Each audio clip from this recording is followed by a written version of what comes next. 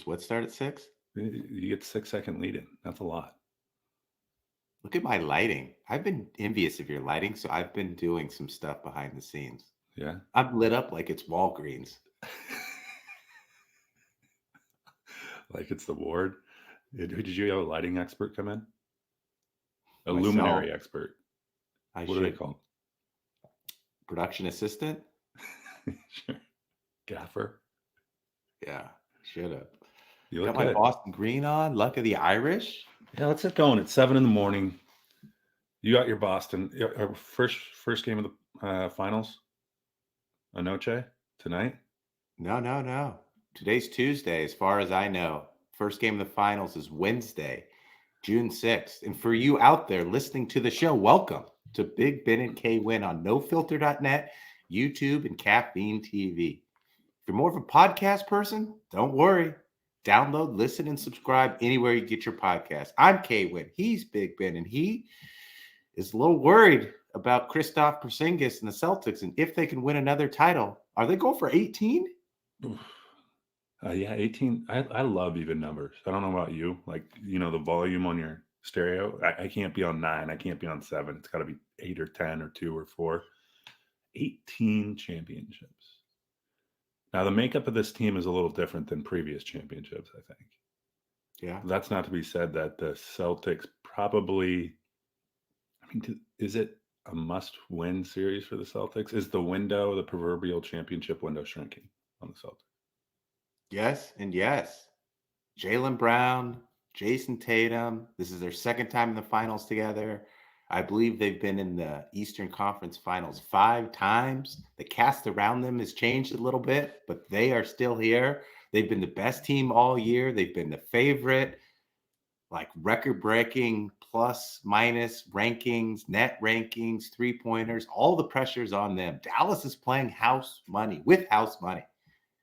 Nothing to lose for the Mavericks. Nothing to lose. What So do my you think? first question to you, Big Ben, Jason Tatum, is he disrespected or is he underappreciated? I think it depends on who you ask, to be honest.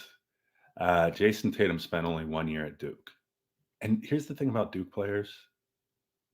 I don't know if they get this. See if this. I interpret Duke players as kind of soft, like a little privileged. Privilege might be too far, but you're coming into an environment with really good players around you. One of the best coaches in the game, bar none. And Tatum only spent 1 year there. Second round loss to South Carolina. So his legacy is not that great at Duke. Comes in, drafted number 3. I think with any other franchise, I don't think Tatum's game really fits like the Boston persona. The Boston persona. He's not gritty. He's not gutty. He's clean. And I think that hurts him a little bit in the perception, the grand scheme of things. Look at how much money they gave Jaylen Brown. 300 million. 300 million. The kid's from, that's how you have to, everything's relative, right? I think Boston looked at Jaylen Brown, even though he's drafted number 3, they think they're getting a better return, right? Because he went to Cal kind of unheralded, but Jaylen Brown fits that Celtics mold a little more. If Tatum was playing for Miami or if he was playing for Golden State, I think there would be a better perception of him overall in terms of his game and output. But when you're playing alongside the highest paid player in the NBA, and Jaylen Brown is good. Yeah. I think Tatum's a little underappreciated, but overvalued. Like Okay. he's underappreciated by his fan base, the fan base at large, but what he does for that team. I would love to see him on a team where he's 1A and 1B. Like if you put him on Golden State and put him in like the Steph, prior to kind of Clay emerging and all this, how would he do, right? What does he look like in that environment?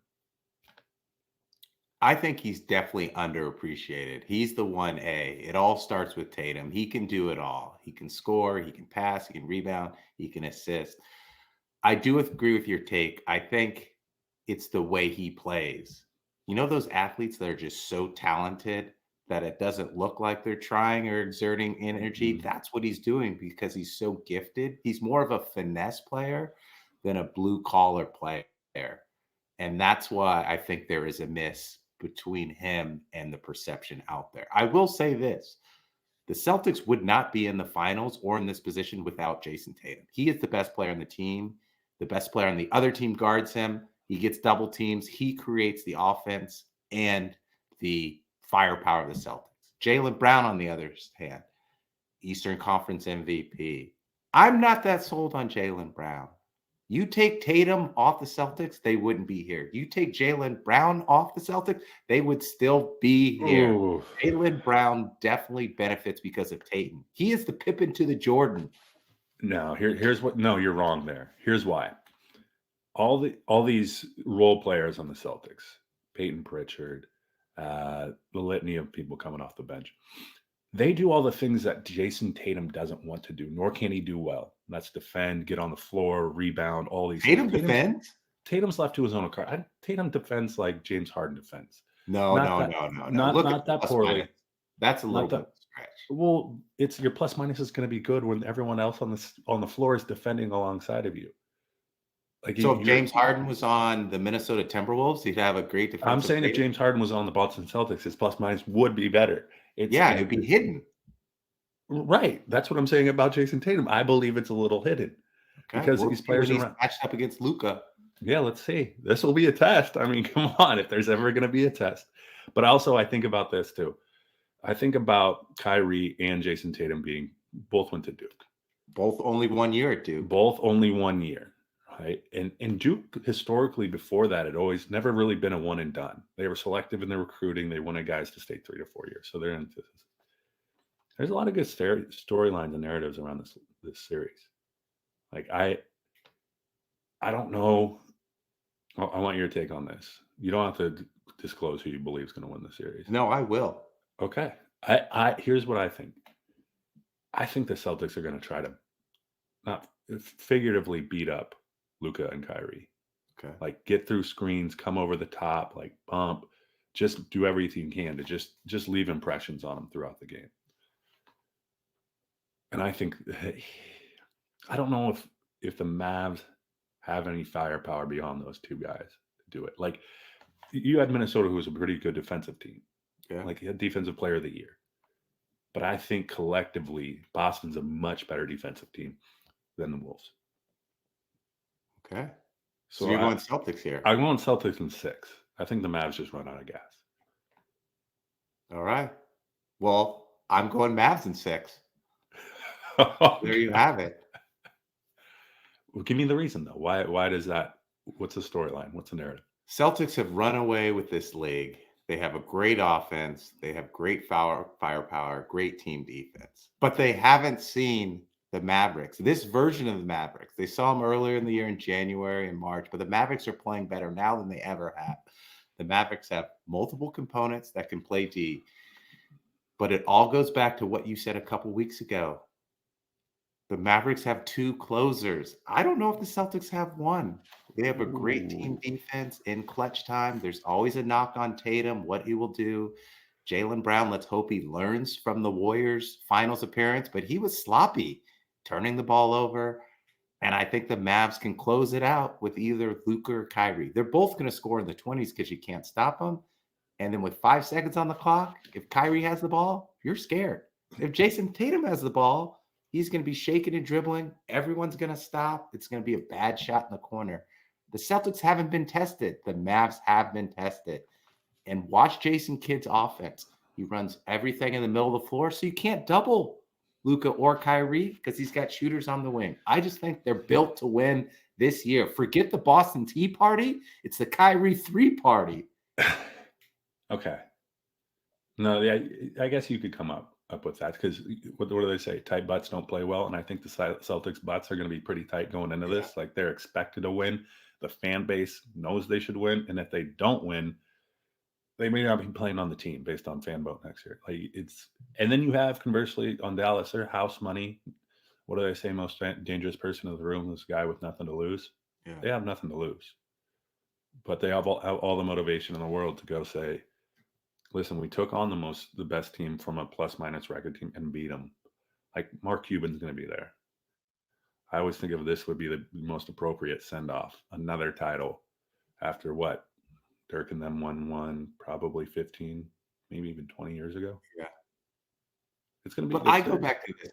I think Boston is the better team. I think this is going to be a great series. But in my mind, you need that dominant alpha top 1, 2, or 3 in the league to win. Like, let's go back. Last year, who won?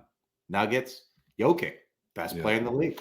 The year before that, Steph Curry, top 3 player in the league. The year before that, Giannis, top 3 player in the league.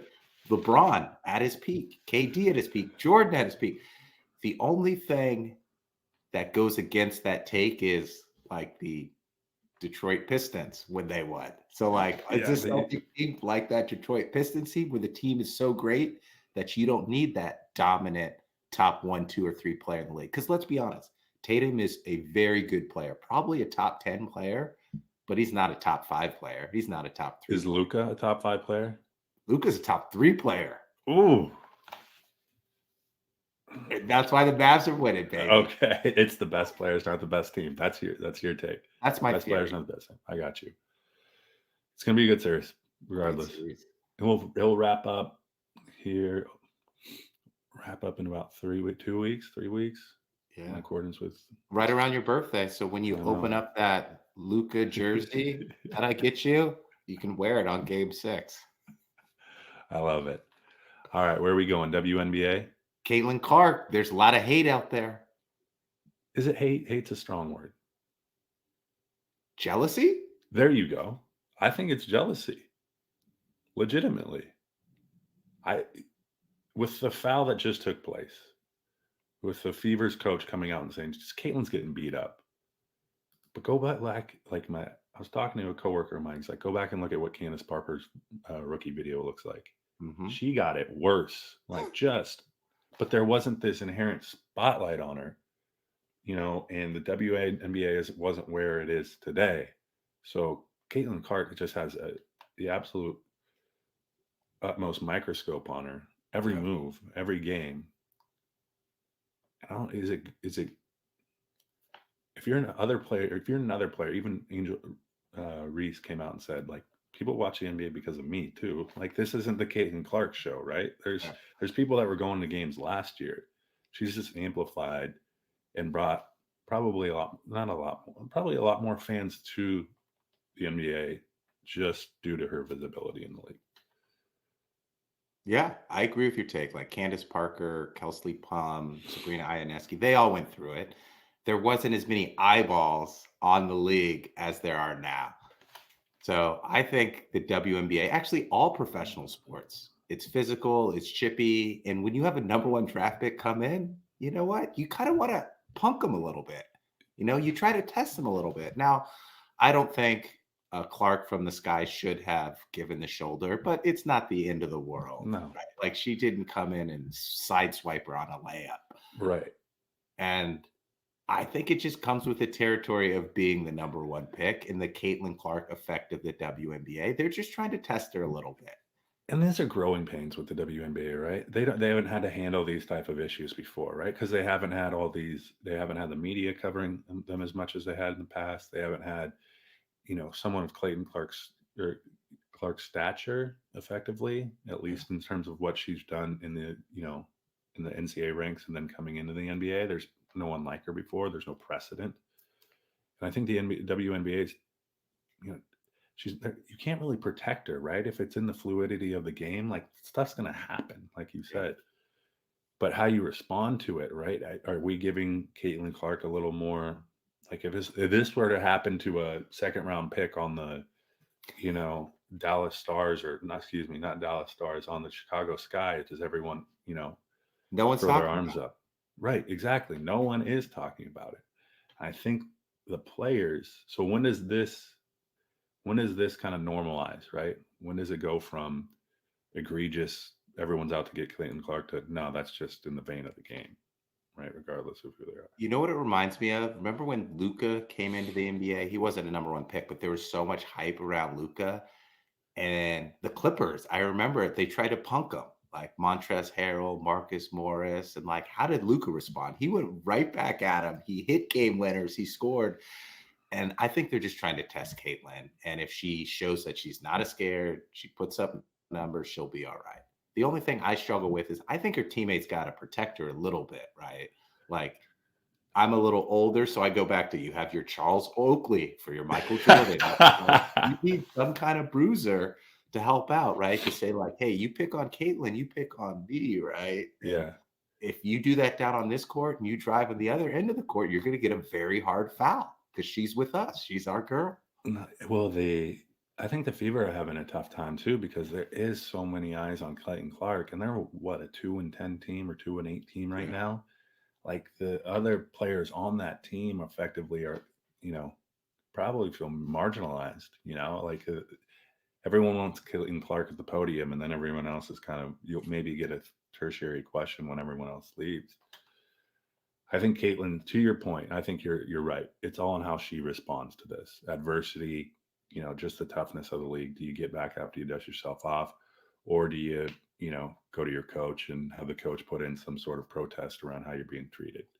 Like, because you could go one of two ways there, and I think that's going to be how the players in the league view you. Like, are you willing to get up and just keep going?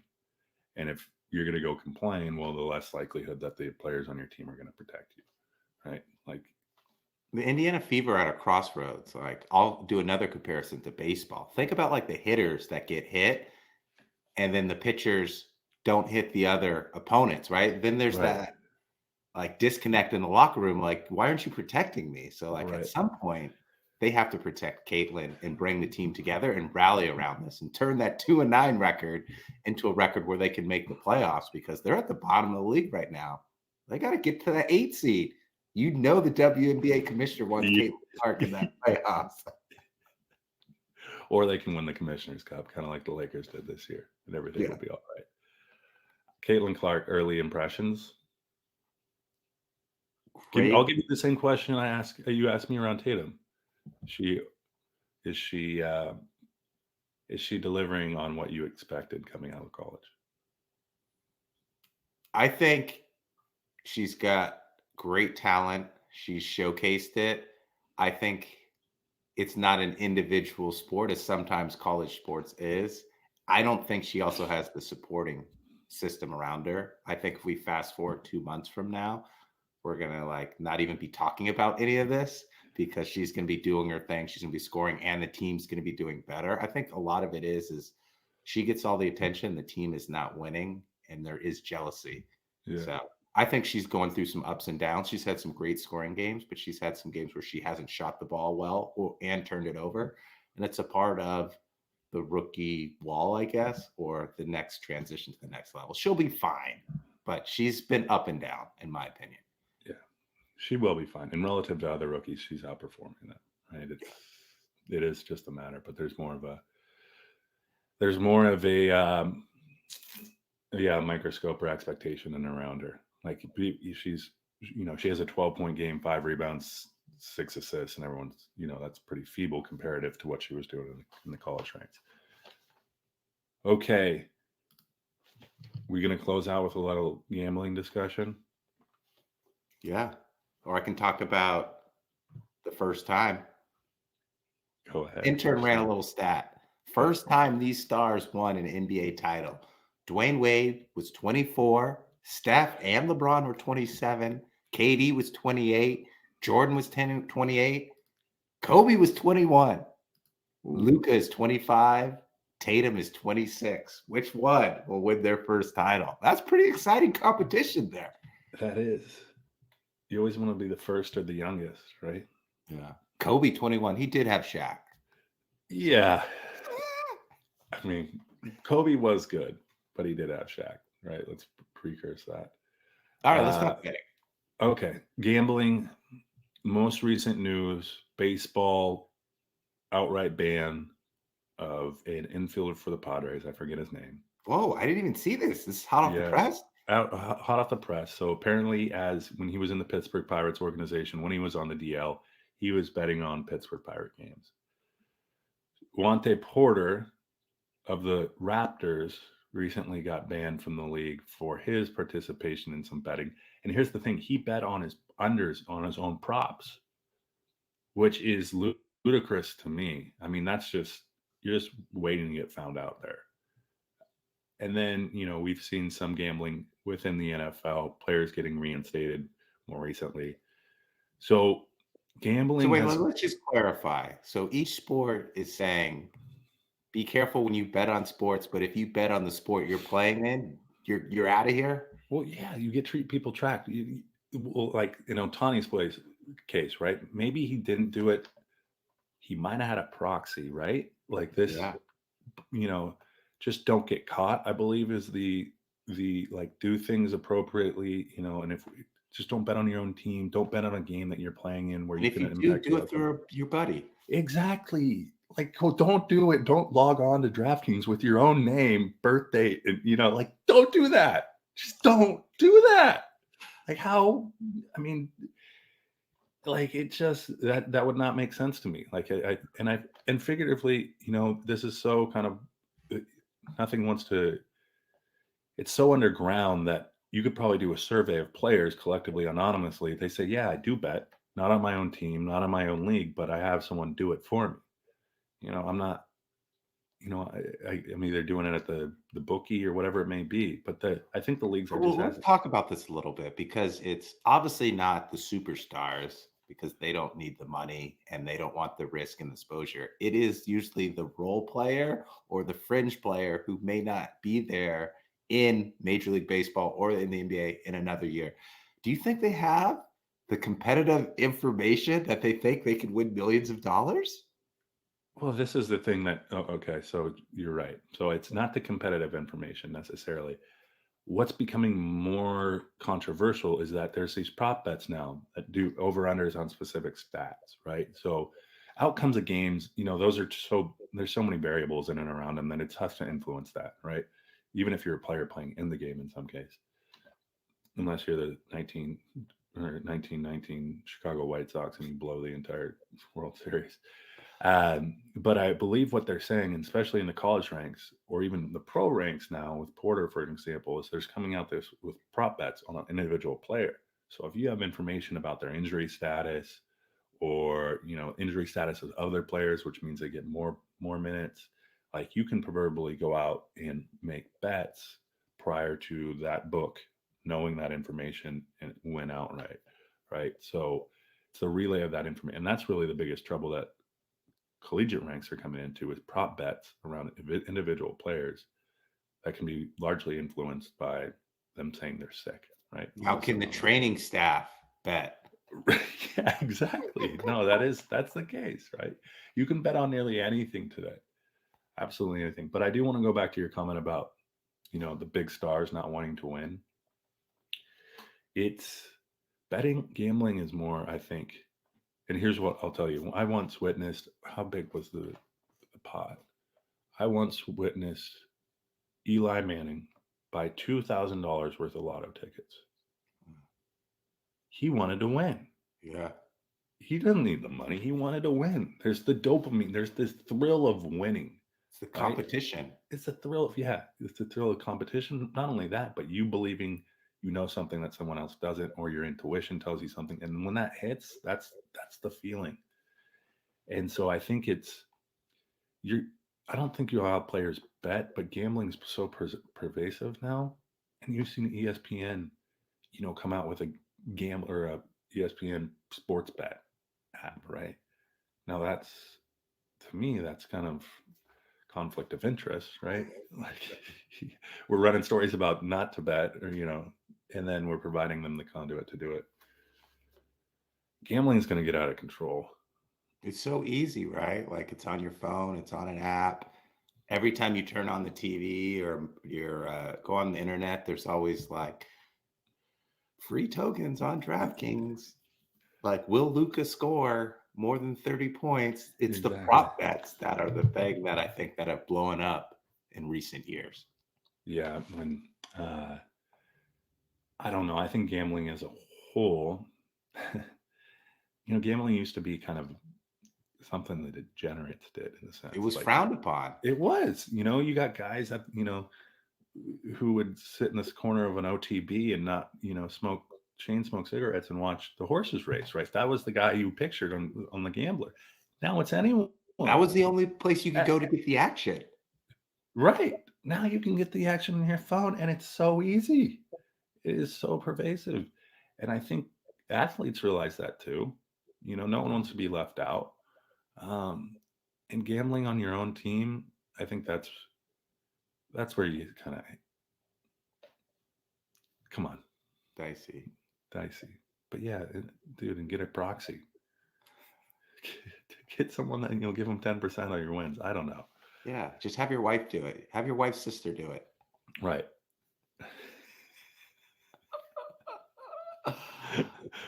Oh, gambling. Do you gamble? So Where do you draw the line? when I am in Vegas, I like to bet on sports because I'm there. I like to sit in the sports book.